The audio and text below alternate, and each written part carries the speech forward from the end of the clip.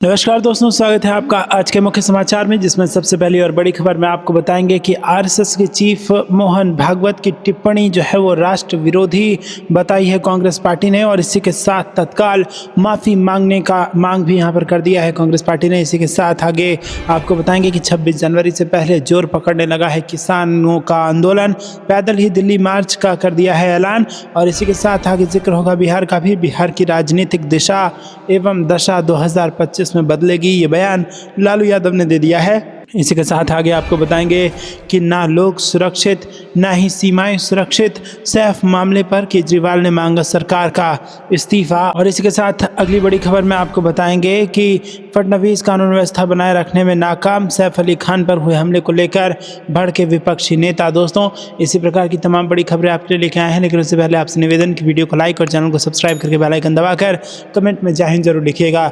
रुक करते हैं सबसे पहले और बड़ी खबर की तरफ। आरएसएस के चीफ मोहन भागवत की टिप्पणी राष्ट्र विरोधी, तत्काल माफी मांगे, कांग्रेस ने की है ये मांग। जी हाँ दोस्तों, कांग्रेस ने राहुल गांधी की इंडियन स्टेट वाली टिप्पणी को लेकर भारतीय जनता पार्टी के हमले के बीच राष्ट्रीय स्वयंसेवक संघ के प्रमुख मोहन भागवत के सच्ची स्वतंत्रता संबंधी बयान को लेकर प्रहार किया और कहा कि राष्ट्र विरोधी बयान के लिए भागवत को तत्काल माफी मांगनी चाहिए। आरएसएस के सरसंघ संचालक मोहन भागवत ने सोमवार को कहा था कि अयोध्या में रामलला की प्राण प्रतिष्ठा की तिथि प्रतिष्ठा द्वादशी के रूप में मनाई जानी चाहिए, क्योंकि अनेक सदियों से दुश्मन का आक्रमण झेलने वाले देश को सच्ची स्वतंत्रता इसी दिन मिली थी। उधर कांग्रेस के पूर्व अध्यक्ष राहुल गांधी ने हालिया विधानसभा चुनावों का हवाला देते हुए बुधवार को चुनावी प्रक्रिया में पारदर्शिता को लेकर सवाल खड़े किए और कहा कि उनकी लड़ाई सिर्फ भारतीय जनता पार्टी तथा राष्ट्रीय स्वयंसेवक संघ से नहीं, बल्कि इंडियन स्टेट यानी कि भारतीय राज व्यवस्था से भी है। इन दोनों बयानों को लेकर दोनों दलों ने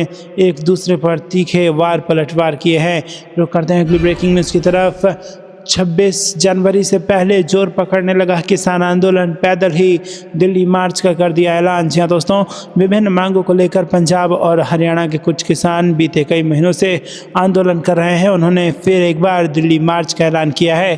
किसान यूनियनों ने अपने चल रहे आंदोलन को तेज करते हुए गुरुवार को घोषणा की है कि वो 21 जनवरी 2021 को फिर से हरियाणा सीमा पार करने का प्रयास करेंगे।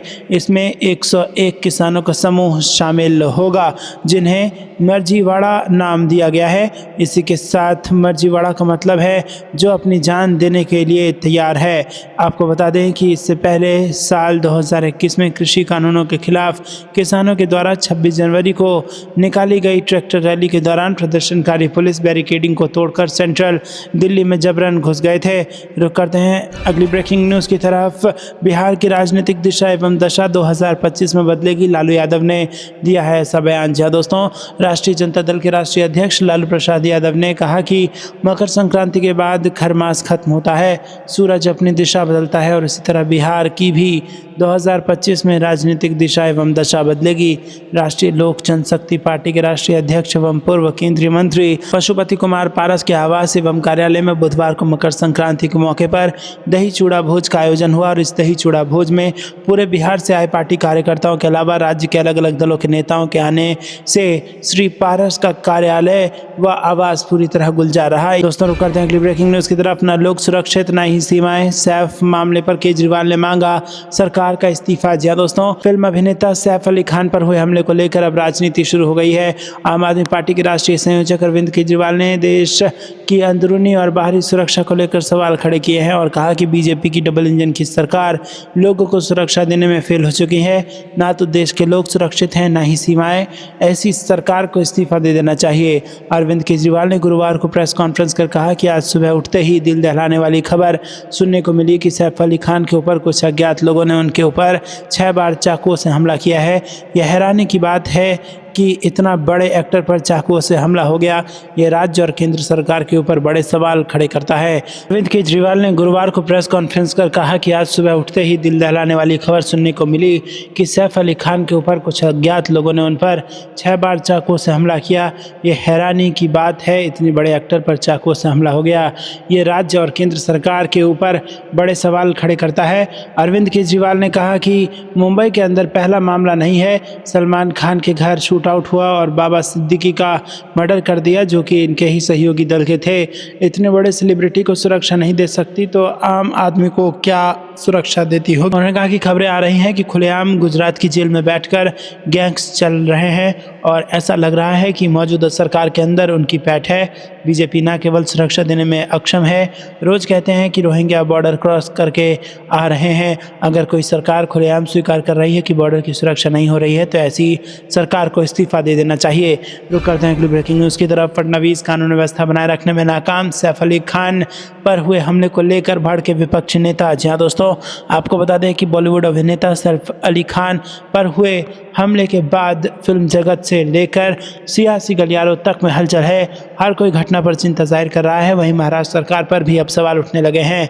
एनसीपी एसपी प्रमुख शरद पवार समेत अन्य विपक्षी नेताओं ने भी सरकार पर हमला बोला और उन्होंने कहा कि घटना साफ दिखाती है कि राज्य में न केवल आम लोग बल्कि मशहूर हस्तियां भी सुरक्षित नहीं हैं।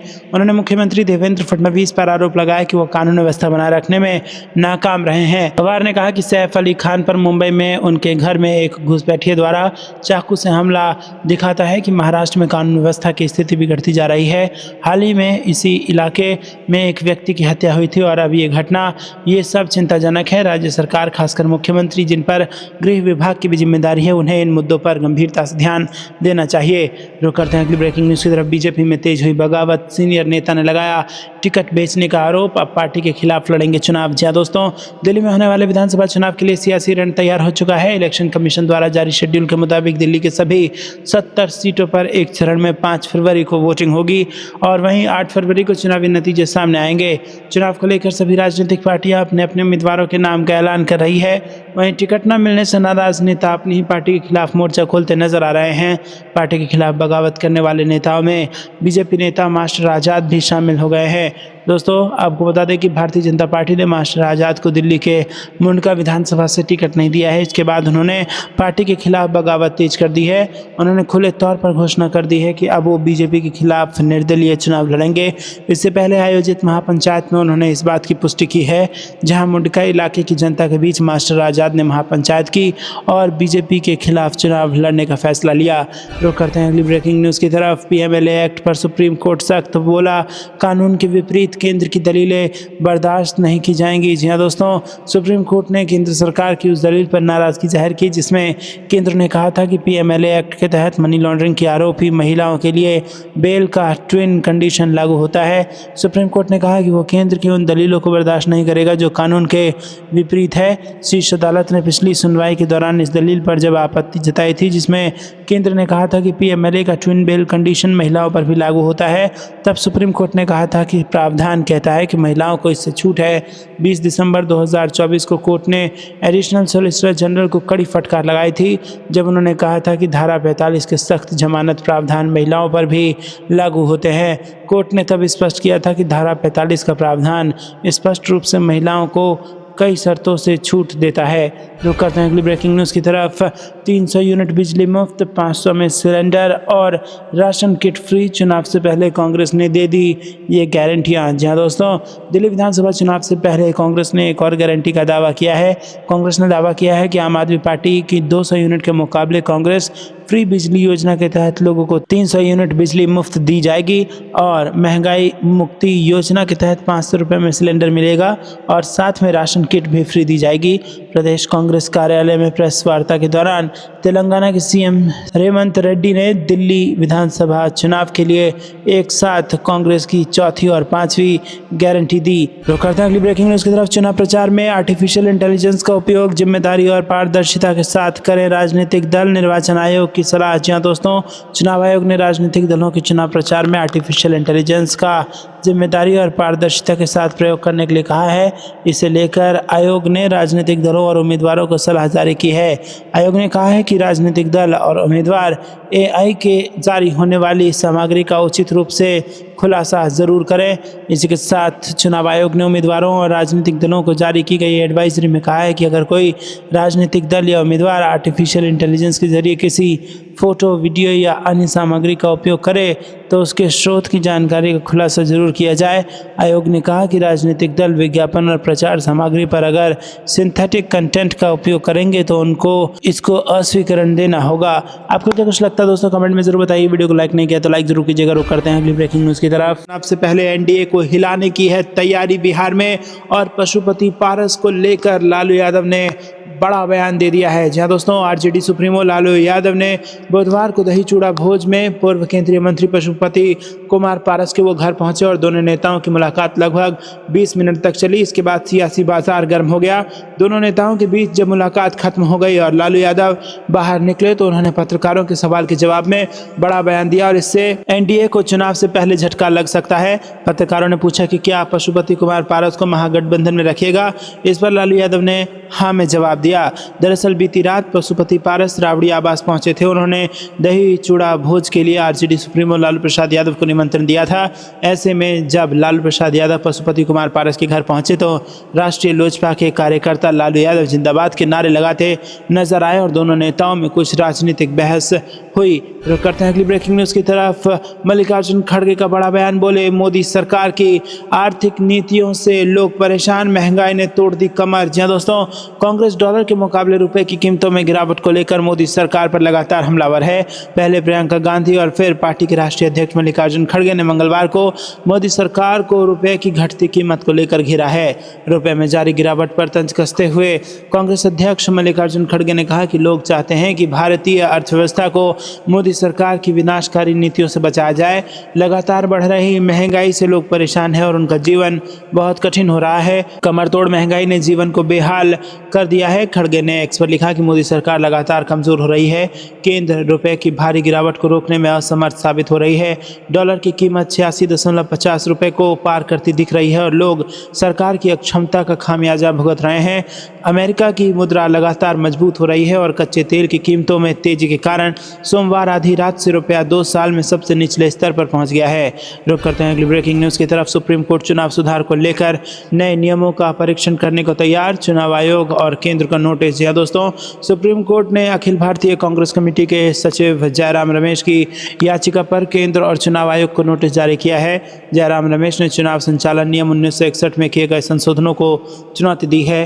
संशोधनों के तहत सीसीटीवी फुटेज, वेबकास्टिंग रिकॉर्डिंग और उम्मीदवारों के वीडियो फुटेज सहित इलेक्ट्रॉनिक दस्तावेजों के सार्वजनिक निरीक्षण पर रोक लगाई गई है। सुप्रीम कोर्ट ने मामले की सुनवाई 17 मार्च से शुरू होने वाले सप्ताह में तय की है। सुप्रीम कोर्ट ने बुधवार को कांग्रेस महासचिव जयराम रमेश की उस याचिका पर केंद्र और निर्वाचन आयोग से जवाब मांगा जिसमें 1961 के चुनाव संचालन नियम में हाल के संशोधनों को चुनौती दी गई है। संशोधित नियम सीसीटीवी और अन्य चुनाव संबंधी दस्तावेजों तक जनता की पहुंच को प्रतिबंधित करते हैं। प्रधान न्यायाधीश संजीव खन्ना और जस्टिस संजय कुमार की पीठ ने कांग्रेस नेता की ओर से पेश वरिष्ठ अधिवक्ता कपिल सिब्बल और अभिषेक सिंघवी की दलीलों पर गौर किया और याचिका पर नोटिस जारी किए। रुक करते हैं अगली ब्रेकिंग न्यूज की तरफ। अब सीधे चुनाव होगा, बिहार में सियासी बदलाव की अटकलों पर बोले तेजस्वी यादव। जी हाँ दोस्तों, बिहार में इसी साल चुनाव होने हैं। बिहार विधानसभा चुनाव से पहले राज्य में सियासी बदलाव को लेकर कई तरह की अटकलें लगाई जा रही हैं।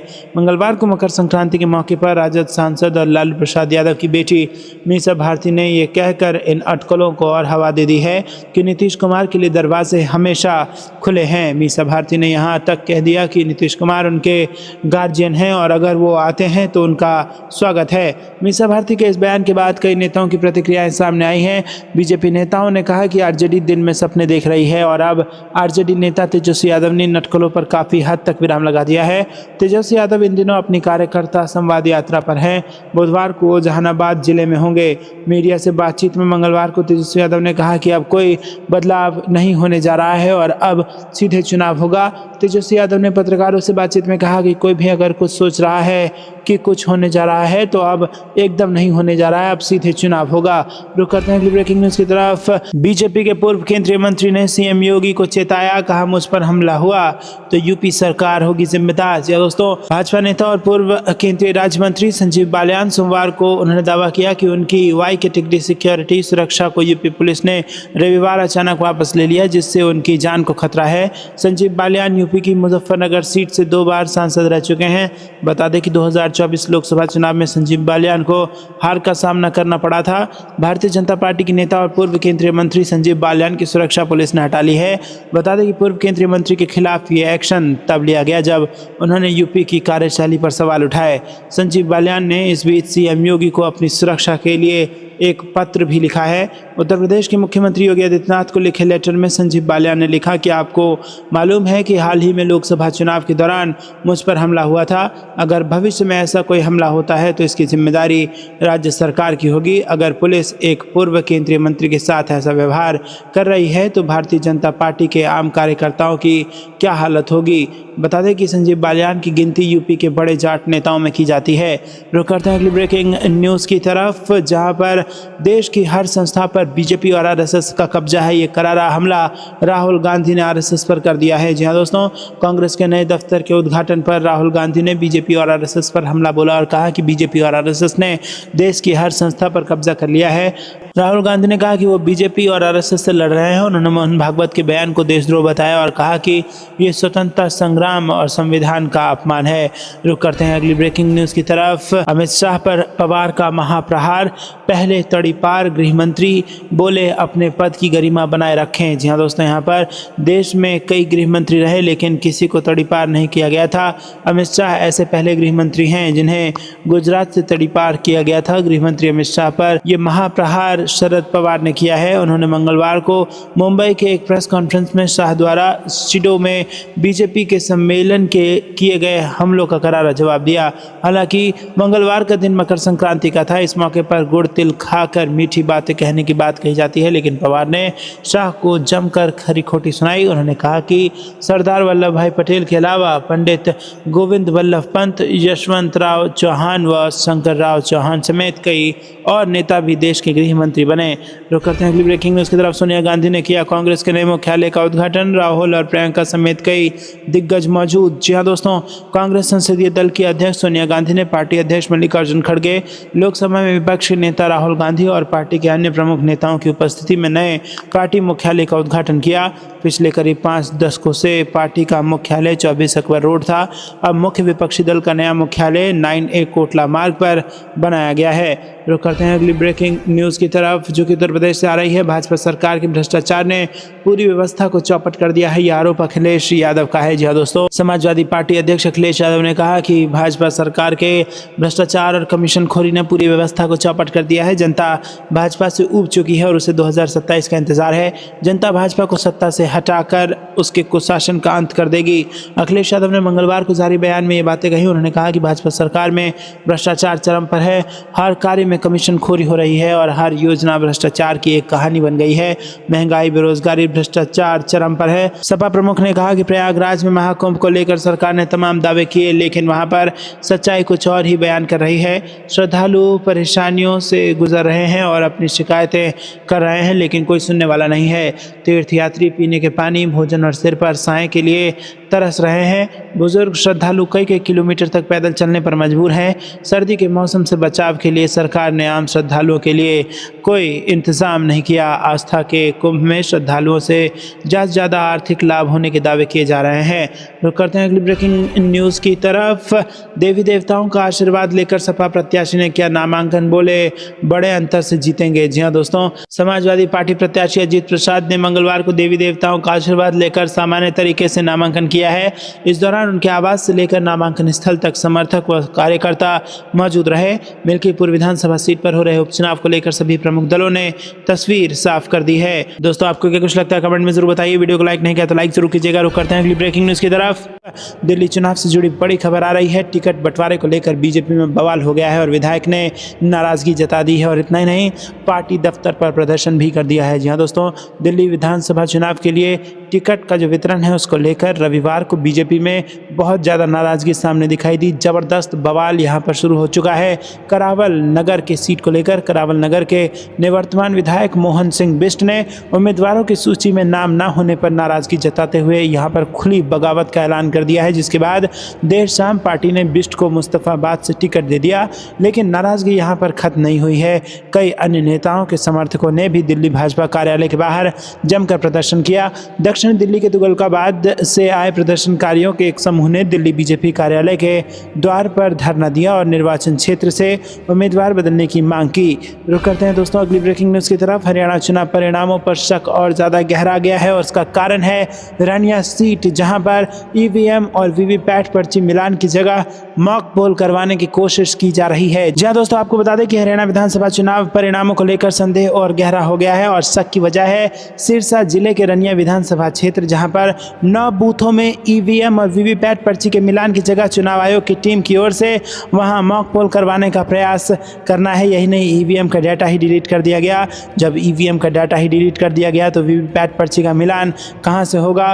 वो तो एक ईवीएम का डाटा ही डिलीट हुआ था कि कांग्रेस ने इस पर गंभीर आपत्ति जताते हुए प्रक्रिया को रुकवा दिया। अब सवाल ये उठ रहा है कि चुनाव आयोग कहीं ऐसा इसलिए तो नहीं करवा रहा है कि एक बार यदि कोई गड़बड़ी सामने आ गई तो पूरा पिटारा ही ना खुल जाए। कांग्रेस ने हरियाणा की जिन 1.5 दर्जन से अधिक विधानसभा सीटों के परिणामों को लेकर शक जताया था,